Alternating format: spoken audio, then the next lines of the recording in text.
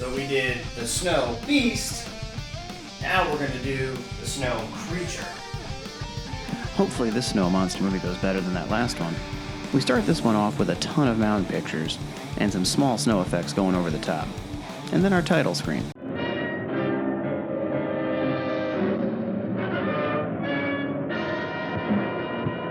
Our expedition lands in Bombay after traveling from LA all the way up to the Himalayan mountains.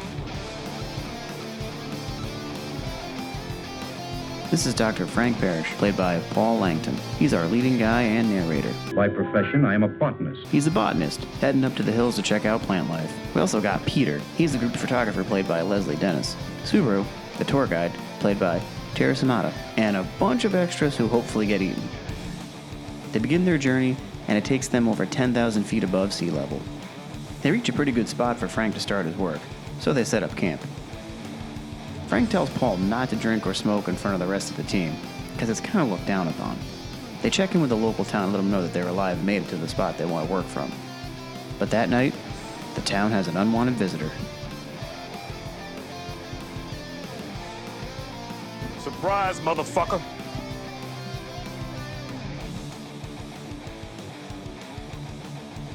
These guys don't seem to care too much that that girl just got kidnapped by one of these snow monsters. Must be a normal occurrence around this place.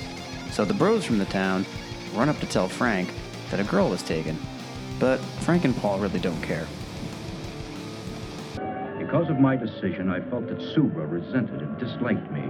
Frank gets the vibe that Subaru and the rest of the tour are pretty much pissed off and hate them, which they are, and do. I think I need a drink. Yeah, you'll need more than that. Yeah, fuck yeah, Paul.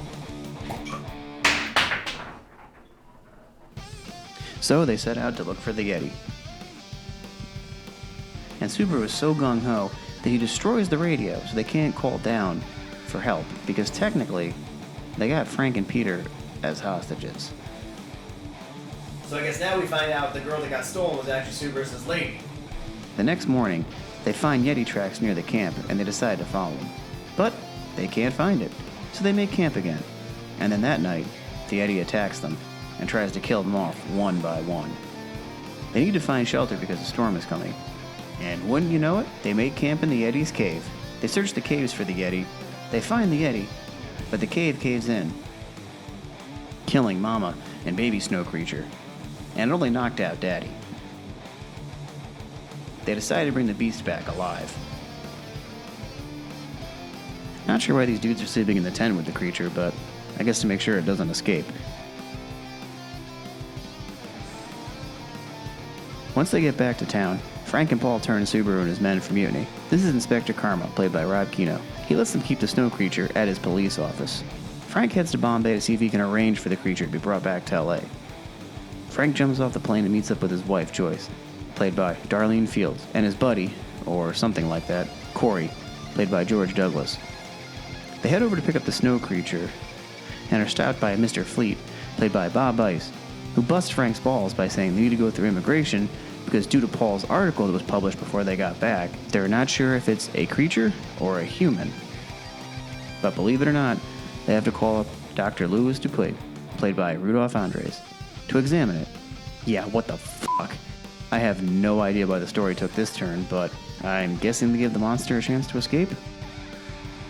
Which it does. And after it escapes, a Lieutenant Dunbar, played by Bill Phillips, shows up to investigate.